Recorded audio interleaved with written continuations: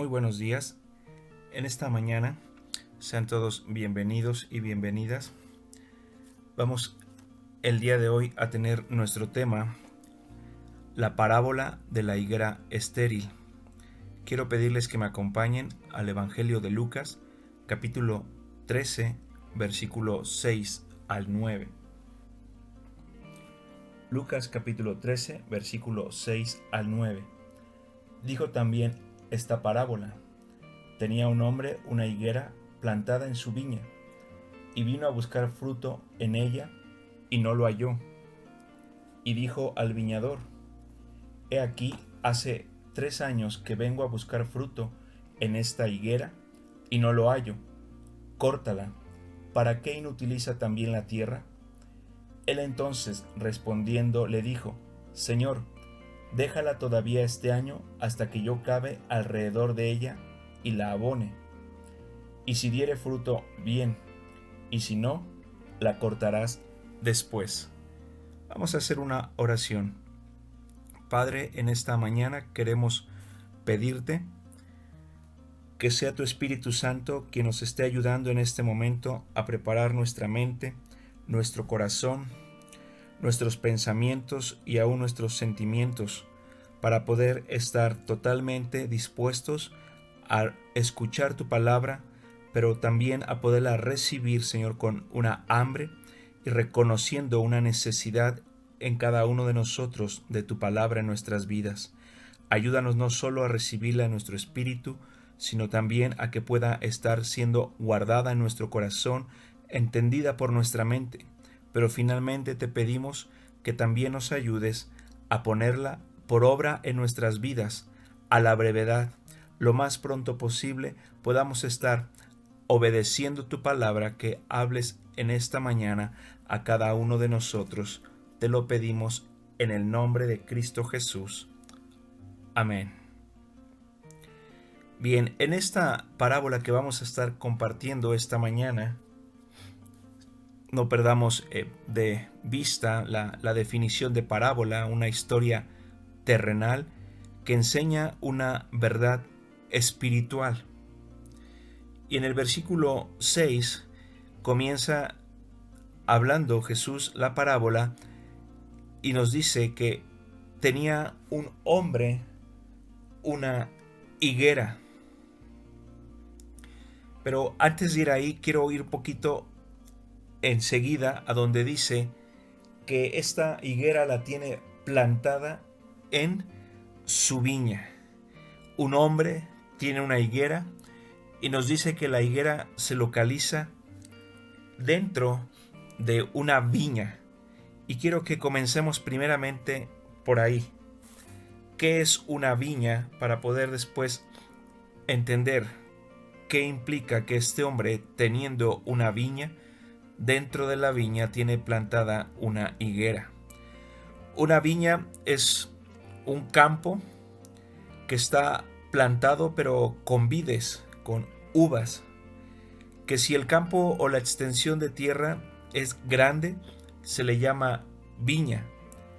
Si es pequeña, la extensión del sembradío de las vides se le llama viñedo.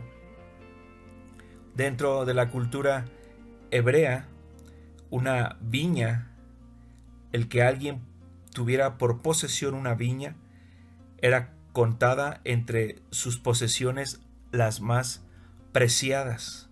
El poseer una viña era de sumo valor dentro de la cultura del pueblo hebreo.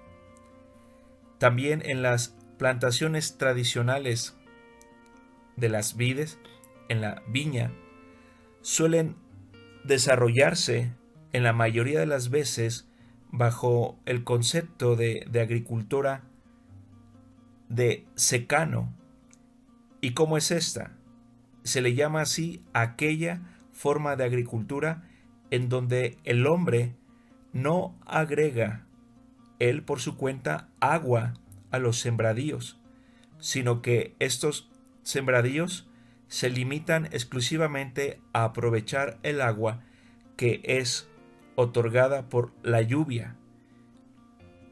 Esta es la forma tradicional en que un viñedo recibe agua para su manutención, solamente de la lluvia del cielo, es decir, solamente de la bendición de Dios que derrama Él sobre esa viña, sobre esa tierra cultivada con vides.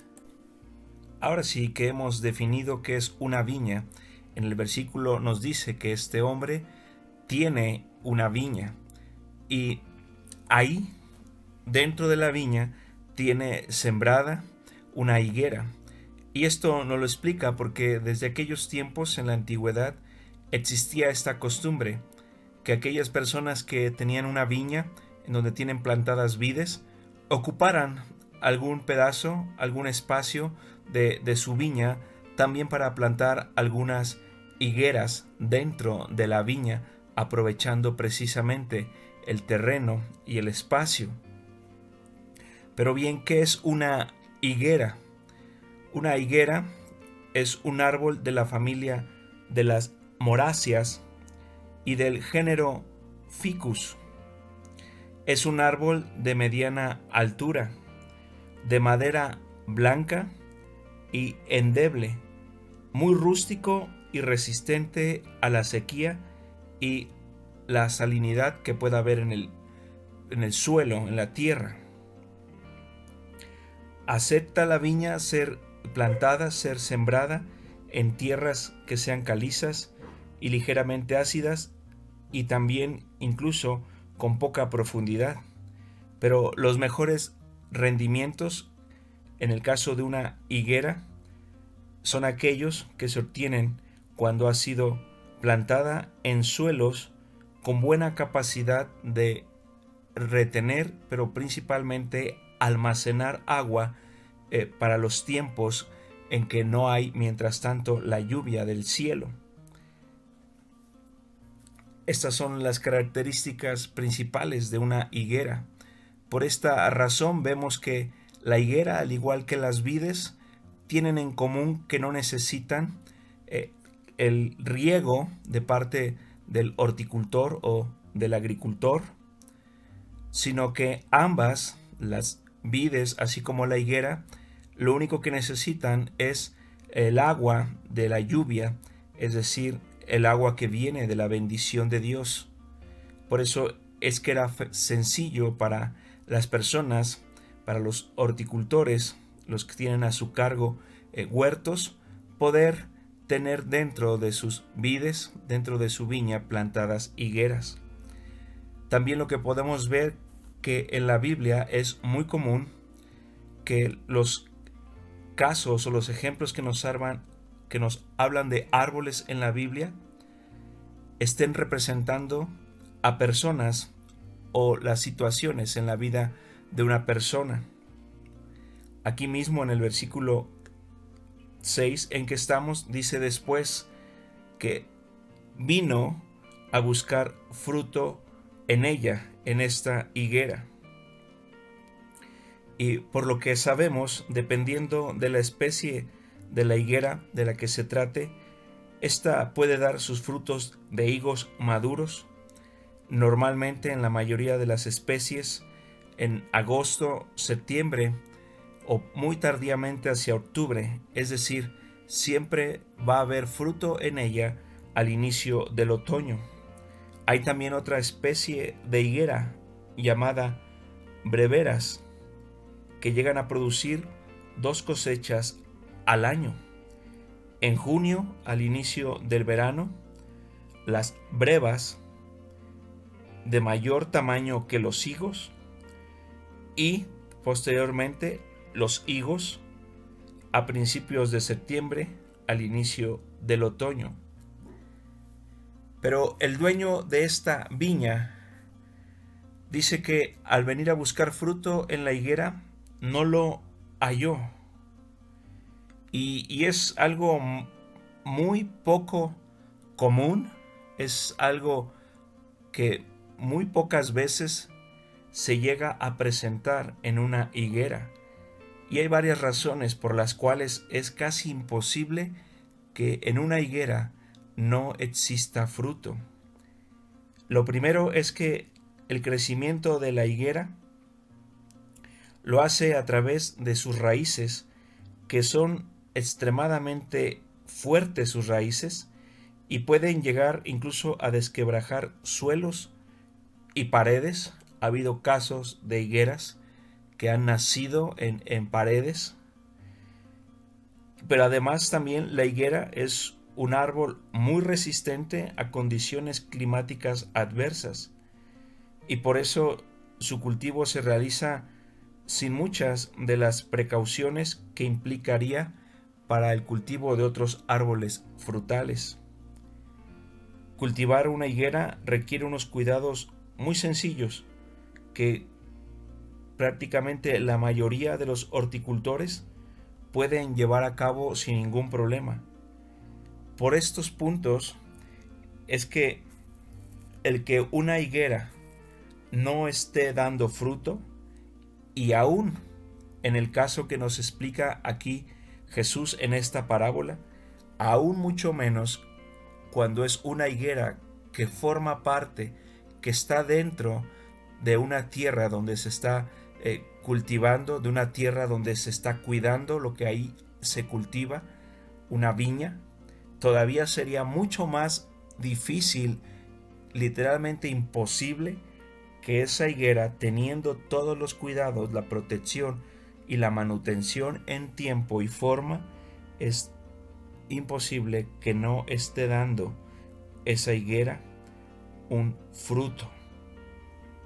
El versículo siguiente, versículo 7, nos dice que y dijo al viñador, y el viñador es el encargado de la viña o el viñedo, es decir, es el horticultor, el encargado de un huerto, que en esta historia estaría representando a Cristo por la labor que Él realiza en nuestras vidas, al estar cuidando, al estar ayudándonos a que logremos dar fruto en cada una de nuestras vidas.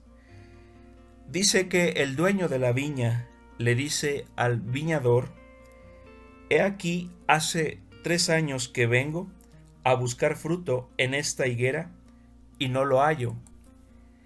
Aunque la higuera es poco exigente, como ya hemos comentado, en cuanto a sus cualidades que requiera del terreno para poder fructificar, su crecimiento es lento y sus primeros higos normalmente los están logrando dar después de los 3 a 5 años de haber sido plantada, de haber sido sembrada. Entonces, en esta historia, donde nos dice que el dueño viene y le hace ver al viñador que hace 3 años que ha estado viniendo a buscar fruto en esta higuera y no lo ha encontrado, esto nos indica que el dueño empezó a buscar fruto en esa higuera una vez que la higuera cumplió 3 años de haber sido plantada, porque él conoce que en los primeros 3 años la higuera no va a dar fruto porque aún no es su tiempo, aún no es el momento, que necesita esperar. Pero una vez que la higuera ha cumplido 3 años desde que fue plantada, desde que fue sembrada, él sabe que los frutos ya van a estar presentes, van a estar ya manifestándose.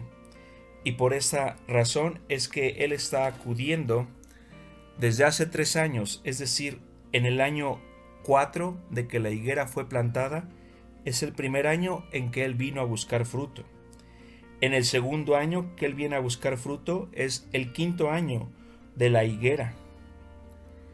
Y en el versículo, como nos lo dice, que lleva 3 años viniendo a buscar fruto en la higuera, nos dice que en este momento es el año número 6 desde que la higuera fue plantada o sembrada, y él ha estado viniendo en los últimos 3 años de esos 6 años en que la higuera fue sembrada o plantada para buscar fruto en ella. Y es precisamente lo que a él le llama mucho la atención, porque le ha dejado precisamente los primeros 3 años a la higuera sin exigirle el fruto. Pero a partir del tercer año y hasta al menos en el sexto año, 3 años más, él ha estado ya buscando los frutos que es normal en una higuera después de sus primeros 3 años de haber sido sembrada o plantada, empiece a dar fruto, empiecen a brotar sus primeros frutos, pero no está encontrando ninguno presente el dueño en la higuera. En el mismo versículo 7 nos dice incluso inmediatamente cuál es la solución que el dueño pide al encargado de la viña, al horticultor, que realice con respecto a la higuera. Y le dice: córtala. ¿Para qué inutiliza también la tierra? La petición de cortarla es porque estamos ante una higuera estéril. Notemos que la higuera no está seca, o que tuviera sus hojas marchitas o secas, sino que el problema es que la higuera no ha presentado ni un solo fruto en ya al menos 6 años desde que fue sembrada o plantada. Es decir, la higuera, aunque tiene sus hojas, la higuera, aunque está con vida, para el caso del dueño y del horticultor, una higuera en estas condiciones se considera una higuera estéril, ya que solamente puede servir para 2 cosas. La primera, para dar una amplia sombra para descansar debajo de ella. Y la segunda, para marcar o indicarnos el cambio en las estaciones del año.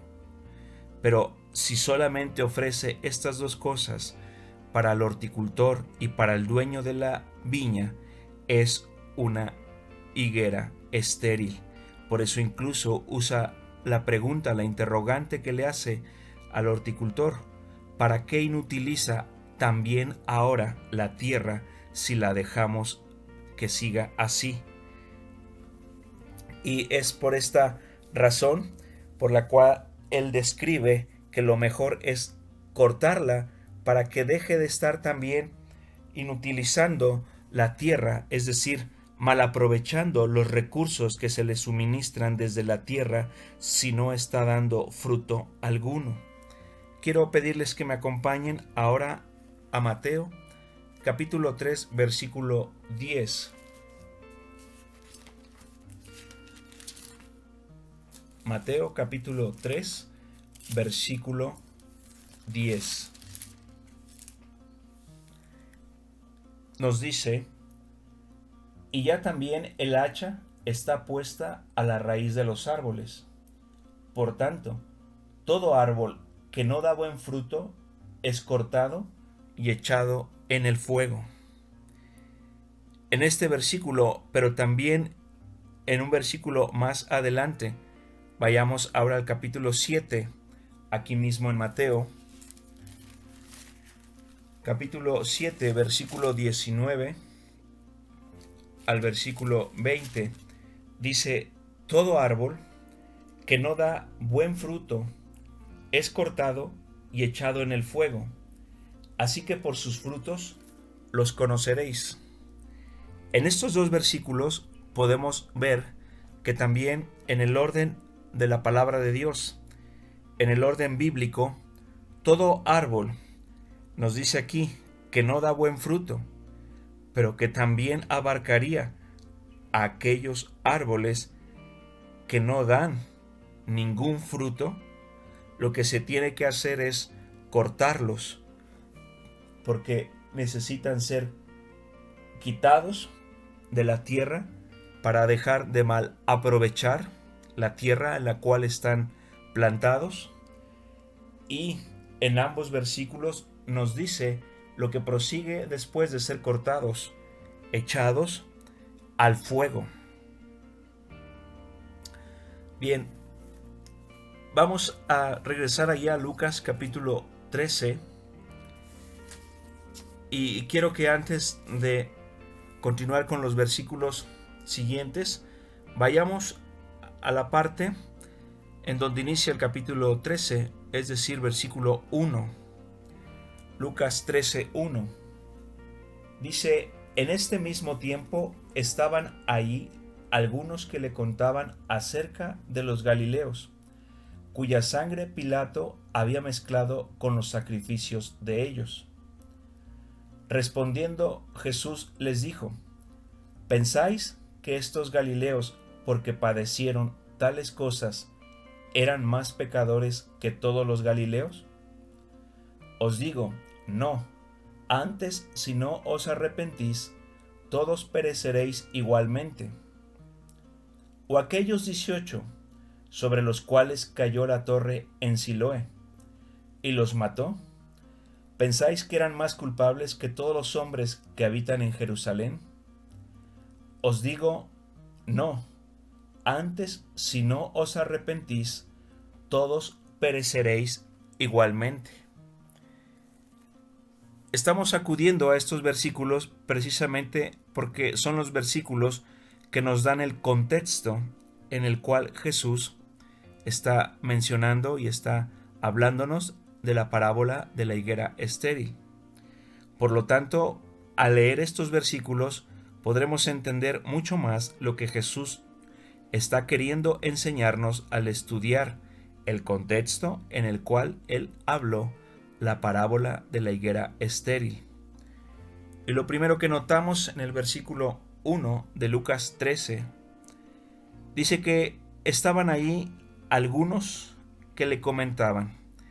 Es decir, en medio de una plática que podría incluso considerarse hasta cierto punto casual y sin un propósito central o claro de por lo cual se está llevando a cabo esta plática de parte de la gente hacia Jesús, ellos le empiezan a contar, le empiezan a recordar quizás una historia que es, por supuesto, por la gran mayoría de la comunidad notoria, porque fue algo fuerte lo que sucedió, fue algo impactante, y le hacen saber y le recuerdan de aquellos hombres galileos, hermanos de ellos, que fueron muertos.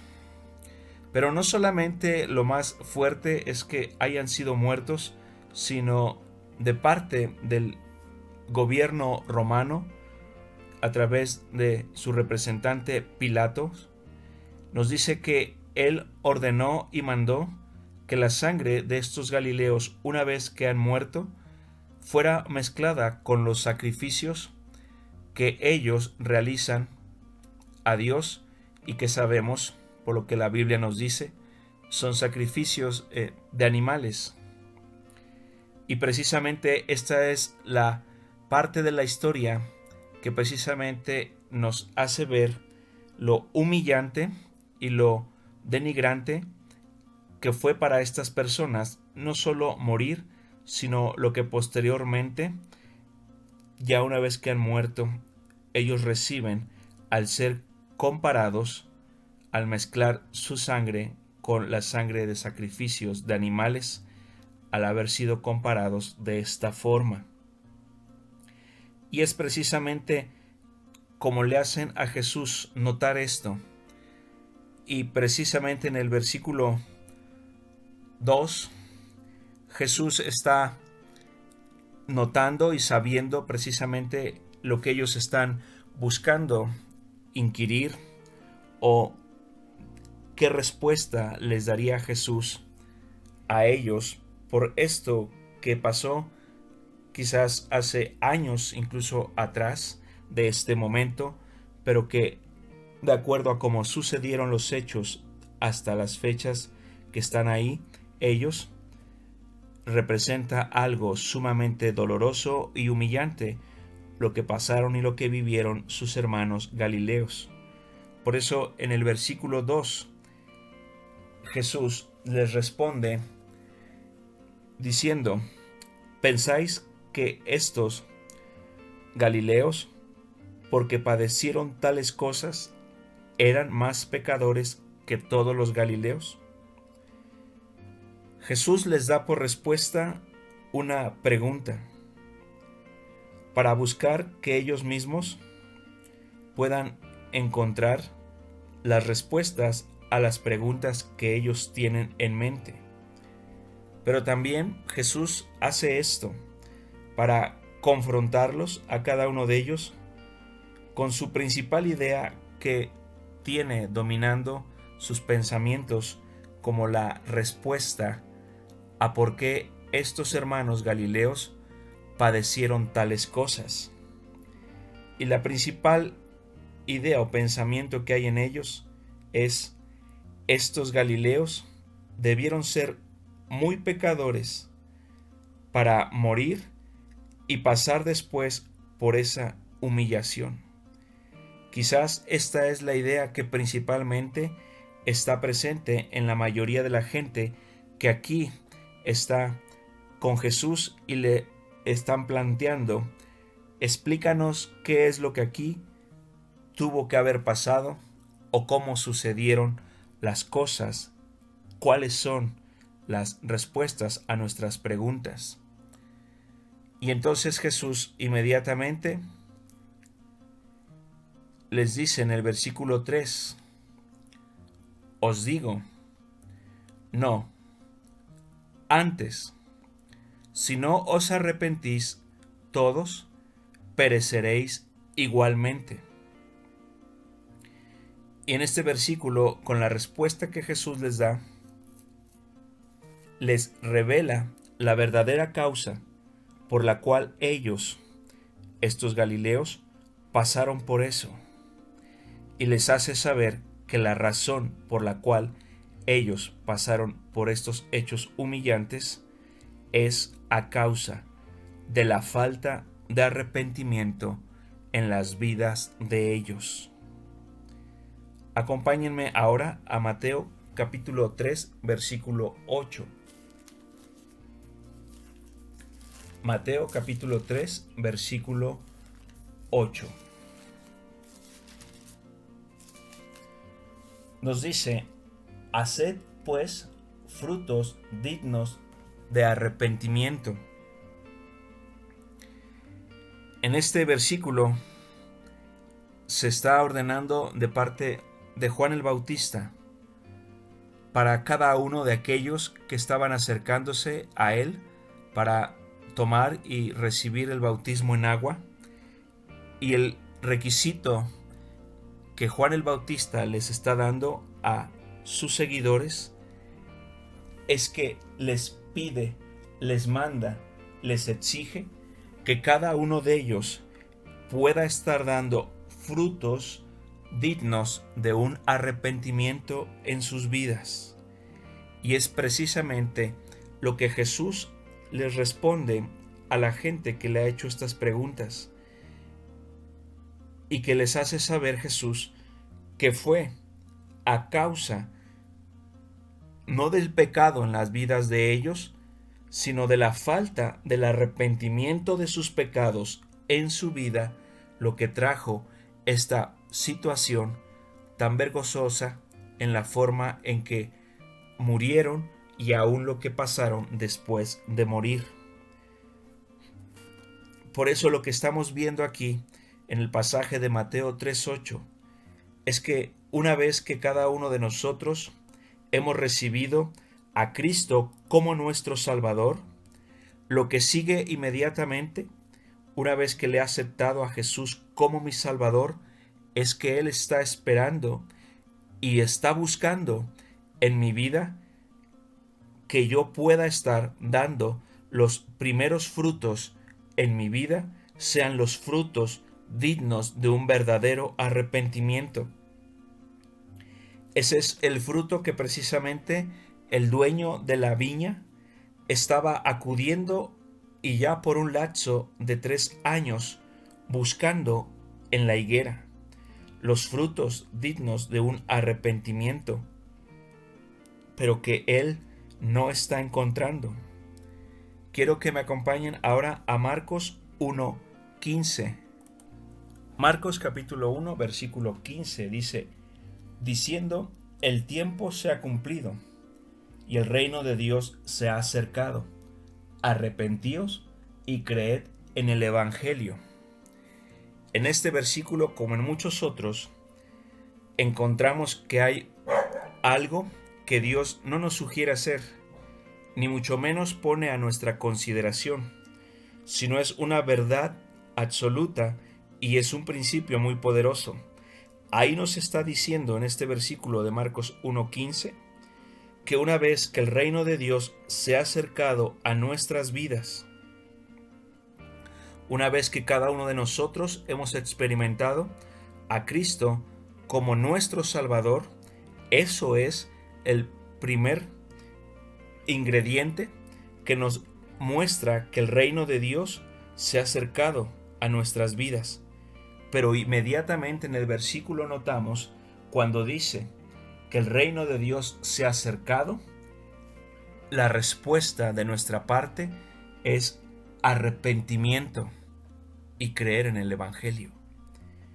Es decir, que para Dios no es algo opcional con cada una de nuestras vidas.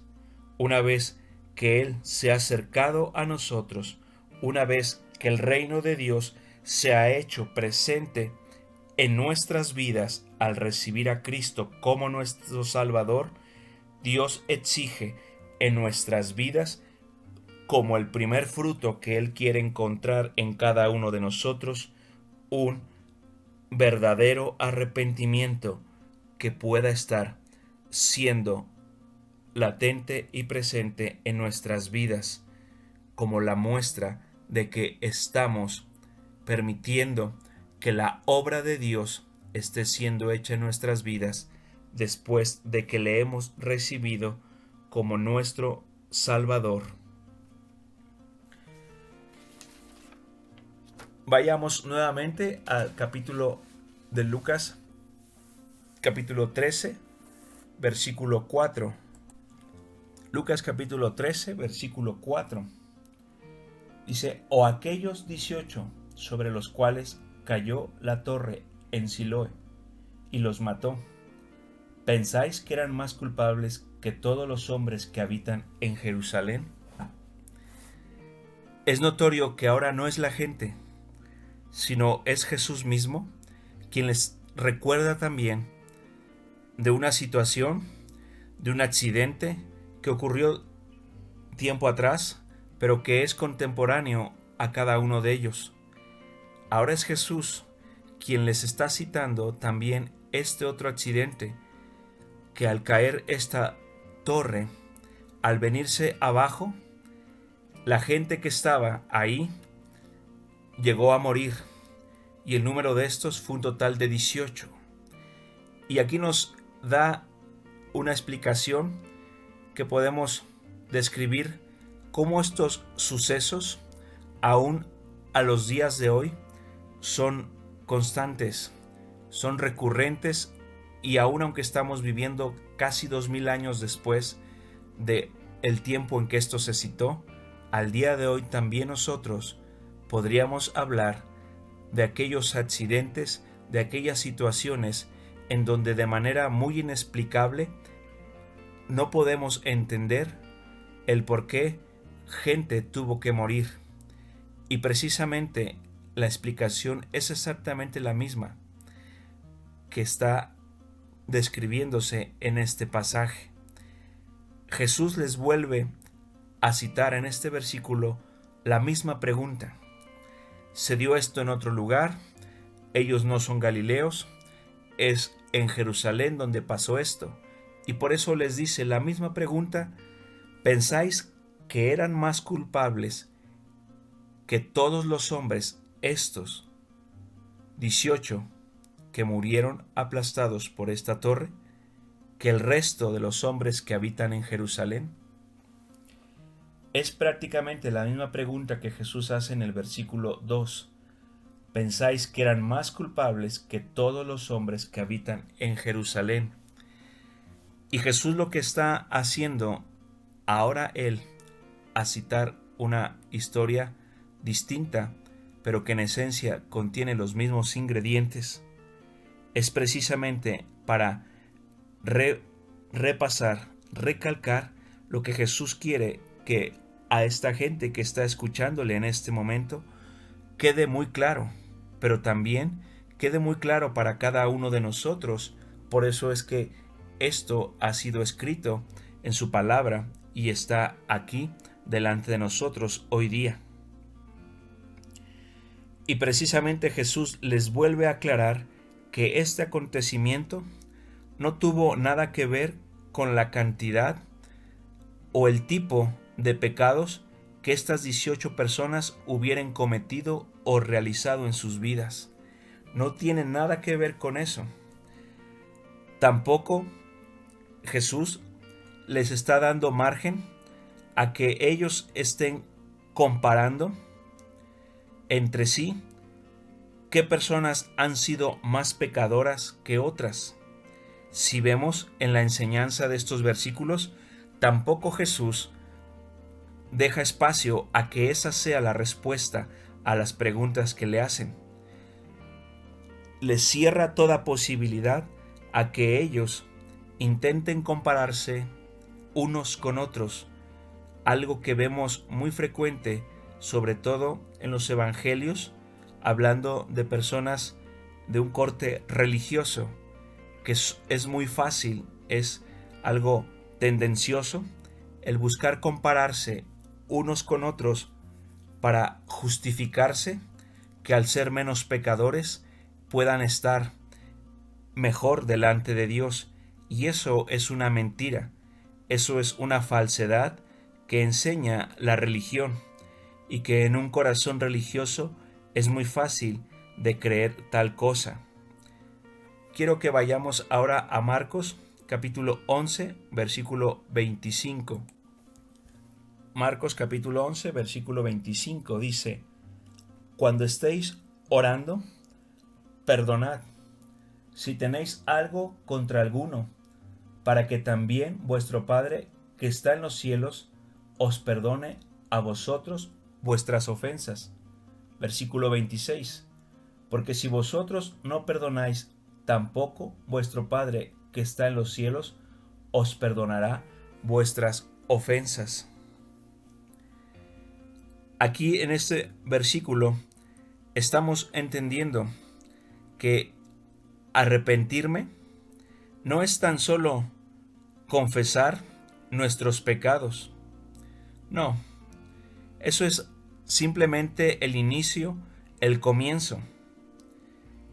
Cuando confesamos nuestros pecados, hemos dado apenas el primer paso que nos puede conducir hacia un arrepentimiento. El arrepentimiento es entonces lo que yo tengo que hacer después de confesar mis pecados, de ponerme a cuentas con Dios y con el prójimo que he ofendido. Arrepentimiento es lo que voy a hacer después de haber confesado mis pecados. Es precisamente apartarme con la ayuda de Dios de todos y cada uno de esos pecados que he confesado. Eso es precisamente el arrepentimiento.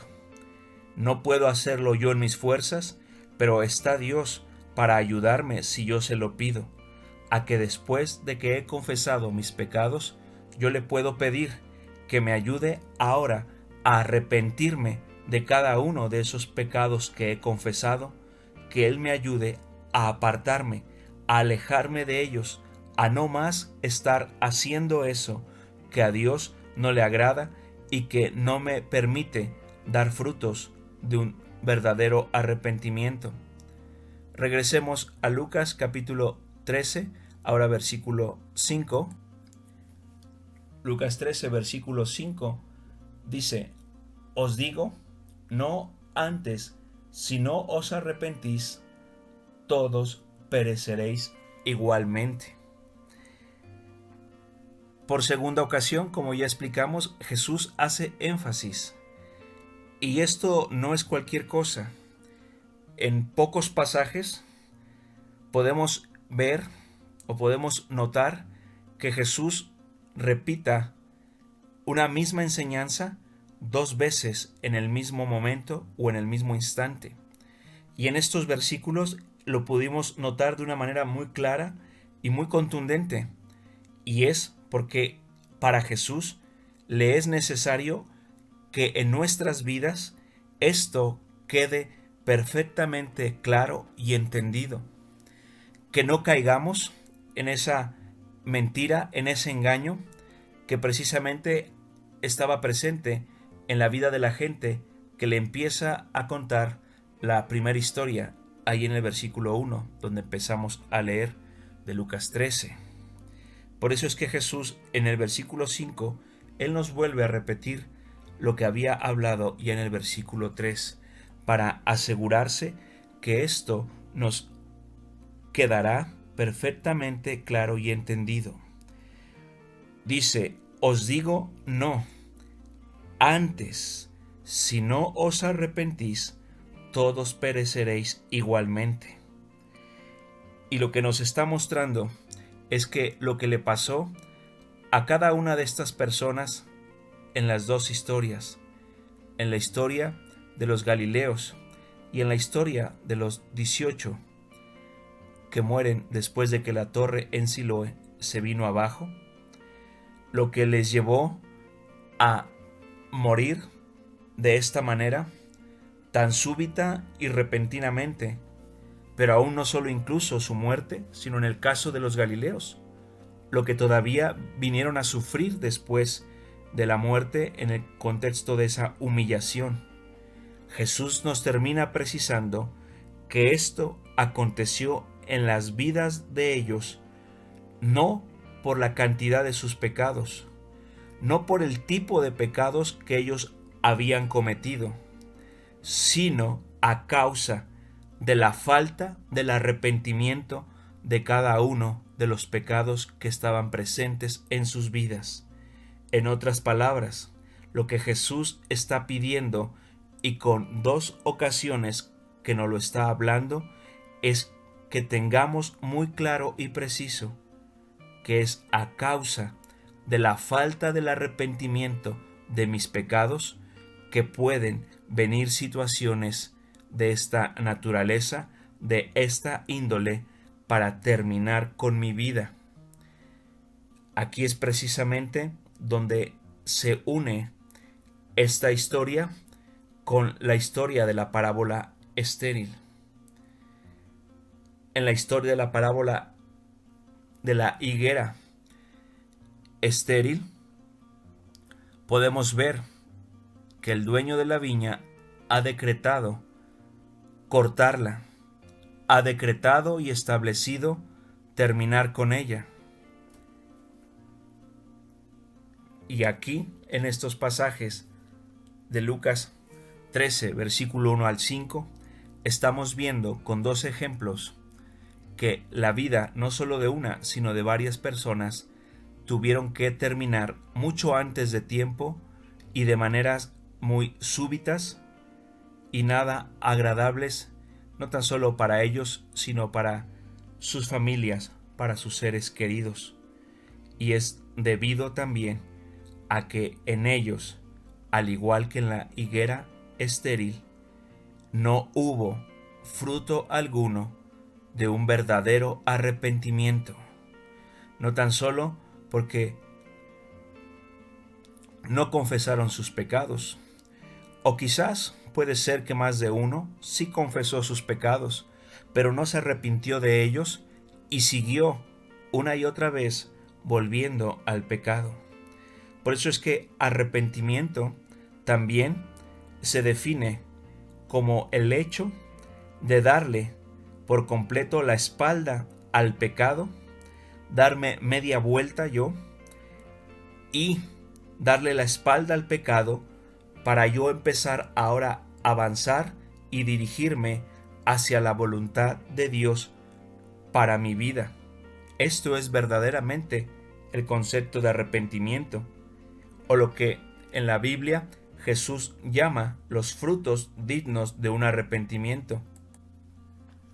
Arrepentimiento también es dejar de quebrantar la ley de Dios. Es dejar de quebrantar cada uno de los 10 mandamientos de la ley de Dios y comenzar a obedecerlos. Claro, en nuestras fuerzas nunca podremos llegar a dar este fruto. Por eso, Dios está en todo momento dispuesto a ayudarnos, a llevarnos a dar los frutos dignos de un arrepentimiento. Pero Dios necesita que de mí esté la iniciativa, la voluntad y la disposición a apartarme de todo pecado con la ayuda de Él. Y entonces Él, a ver esa disposición en mi corazón, me estará ayudando una vez que yo tomo la iniciativa. Vamos a ir ahí abajo, en mismo capítulo 13 de Lucas, pero ahora al versículo 8, para ir terminando. Dice el versículo 8: Él entonces respondiendo le dijo: Señor, déjala todavía este año, hasta que yo cabe alrededor de ella y la abone. Lo que estamos viendo aquí es la participación del encargado de la viña, el horticultor, que está realizando una función de intercesor. Por eso el horticultor es precisamente Cristo, quien está a cargo de la viña del Señor, es decir, de la viña de Dios Padre. Y precisamente Cristo, el horticultor, es quien está intercediendo ante el dueño de la viña, pidiendo por una última oportunidad para que esta higuera se le permita tener la obra de Cristo en su vida y llegue a dar finalmente sus primeros frutos, que son los frutos dignos de un arrepentimiento. Por eso este versículo nos hace ver y notar lo que comentábamos con anterioridad.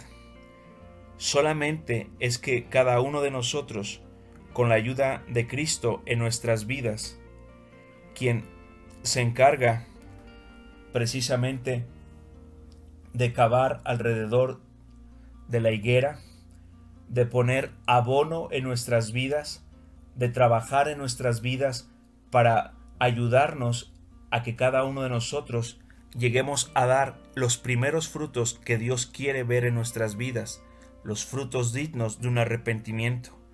Es precisamente la obra de Cristo en nuestras vidas, la obra del horticultor, que Él trabajando en nosotros podemos llegar a dar esos frutos dignos de un arrepentimiento que Dios espera. Quiero que vayamos ahora a 2 de Pedro 3:9. 2 de Pedro, capítulo 3, versículo 9. Dice: El Señor no retarda su promesa, según algunos la tienen por tardanza, sino que es paciente para con nosotros, no queriendo que ninguno perezca, sino que todos procedan al arrepentimiento. Aquí vemos cómo, gracias a la labor de intercesión que Jesucristo hace ante Dios Padre, con el objetivo, precisamente como nos lo dice este versículo, de que ninguno de nosotros seamos cortados, sino que podamos proceder, podamos con la ayuda de Cristo ir a dar esos frutos primeros en nuestra vida, los frutos de un arrepentimiento verdadero. Regresemos ahí a Lucas capítulo 13, versículo 9. Lucas capítulo 13, versículo 9. Dice: Y si diere fruto, bien, y si no, la cortarás después. Estamos viendo cómo el horticultor está logrando que el dueño de la viña le dé un tiempo de misericordia, y apelando a la gracia y al favor de su amo, el dueño de la viña, es decir, de Dios Padre, Cristo, el horticultor, está poniendo los términos de este tiempo de gracia, de misericordia, por el cual Cristo está intercediendo a favor de cada uno de nosotros. Y nos enseña también que Dios es un Dios misericordioso, pero que aún en su gran misericordia también Dios tiene un límite. Y aquí vemos que el tiempo que se está pidiendo de gracia, de misericordia, es de 1 año. Y por eso es que Dios en su infinita misericordia concede ese tiempo. En su gracia va a otorgarnos ese tiempo. Pero que al término o a la culminación de este tiempo, la misericordia de Dios también tiene ese límite. Y si el plazo llega y se cumple, y si el dueño de la viña vuelve después al siguiente año, que estaríamos hablando del 7.º año que ha transcurrido desde que la viña fue plantada, fue sembrada y finalmente no encuentra fruto de arrepentimiento en la higuera, Él ha establecido un juicio que ejecutar. Y el juicio precisamente consiste en cortarla para que no esté inutilizando más esta higuera estéril la tierra. Y aún también en el contexto de la palabra de Dios vemos que una y otra vez Dios cumple también y ejecuta sus juicios. Por esto es algo en lo que tenemos que meditar y que tener muy en cuenta. Podemos apelar a que Cristo interceda por nosotros para ganar algún tiempo en el cual la obra de Cristo sea hecha en nuestras vidas, para poder llegar a dar los frutos dignos de arrepentimiento que Dios Padre espera encontrar en nosotros. Pero si este tiempo se agota, si este tiempo culmina, el juicio que Dios ha establecido simplemente será ejecutado. Antes de concluir, vale la pena comentar lo siguiente. Si de acuerdo al plan de Cristo, una vez que Él, como horticultor, ha intercedido por nosotros, y durante ese año en donde Él ha cavado, ha puesto una mayor cantidad de cuidados sobre la higuera, la ha abonado, y al término de ese año la higuera finalmente ha logrado dar los frutos dignos de un arrepentimiento. Quiero poder concluir ilustrando precisamente lo que a continuación sucedería con esta higuera que dejó de ser estéril y que con la intervención de Cristo, la intercesión y la obra de Cristo, logró finalmente llegar a dar los frutos dignos de arrepentimiento. Entonces, lo que viene a continuación, una vez que en esa higuera que era estéril, pero no continuó más así, sino que dio finalmente frutos dignos de arrepentimiento gracias a la obra de Cristo, el horticultor, con la ayuda de Dios, estaré procediendo a obedecer con una mayor facilidad cada uno de los 10 mandamientos de la ley de Dios. Y al estar haciendo esto, mi vida va a estar cada vez más cerca de Dios, porque empezaré también y tendré la oportunidad de construir una relación personal con Él, con Cristo, con el horticultor, pero también con Dios Padre. Y a través de esta relación personal con Él, que empiece a construir y empiece a vivir y a experimentar, después vendrá un tiempo en el cual voy a dar una nueva cantidad de frutos y también de una nueva naturaleza. Estos frutos que posteriormente vendrán a mi vida, principalmente como consecuencia de haber primero logrado dar los frutos dignos de arrepentimiento, acrecentar mi obediencia a la ley de Dios y construir una relación con Él, me va a llevar a poder dar los frutos del Espíritu Santo que están mencionados en Gálatas 5, 22 al 23. Gálatas 5, versículo 22.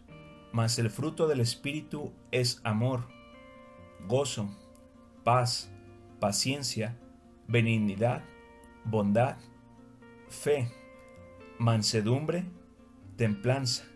Contra tales cosas no hay ley. Es lo que después vendrá en la vida de esa higuera que ha logrado dejar de ser estéril.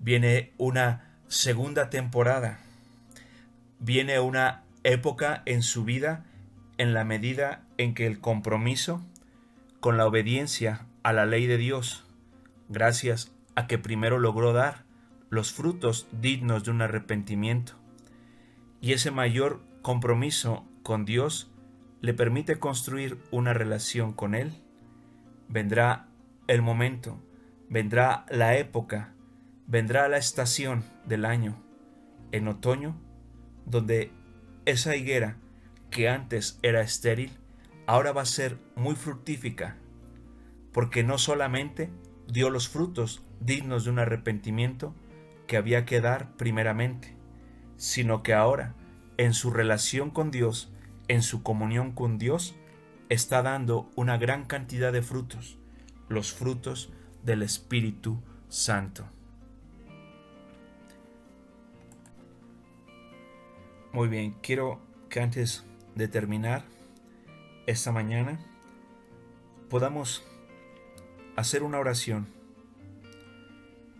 en la cual le pidamos a Dios si en nuestras vidas hemos estado batallando, hemos estado luchando enormemente para lograr dar los primeros frutos que Dios espera en nuestras vidas, representadas como esa higuera, que no queremos ser una higuera estéril, sino que con su ayuda, con su obra, la obra de Cristo como el horticultor, lleguemos finalmente a poder dar los primeros frutos en nuestra vida, los frutos dignos de un arrepentimiento.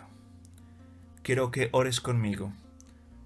Padre, en el nombre de Jesús, quiero pedirte que tú ayudes a que en mi vida, que representa una higuera, yo no quiero ser como esa higuera estéril, en la cual hasta por 3 años tú estuviste yendo a buscar frutos de arrepentimiento y no encontraste.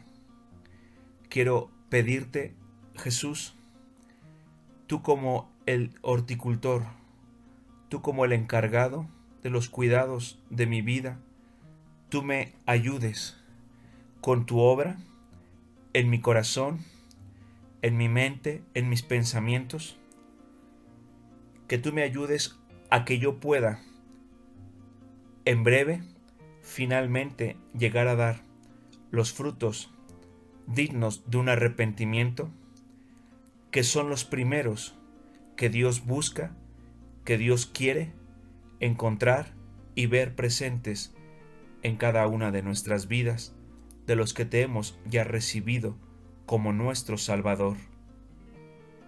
Te pido, Padre, en el nombre de Jesús, que la obra de Cristo para cavar alrededor de mí, para abonar alrededor de mí y para quitar aquello que ni siquiera yo conozco que está presente, pero que impide que yo dé los frutos dignos de un arrepentimiento, eso se ha hecho en mi vida por Jesucristo, trabajando en mí. Te lo pido, Padre, en el nombre de Jesús. Bien, muchas gracias a cada uno en esta mañana y que Dios esté haciendo esa obra que es necesaria en nuestras vidas para en breve poder estar dando los frutos dignos de un arrepentimiento en nuestras vidas si aún no están presentes en nosotros. Dios les bendiga y nos vemos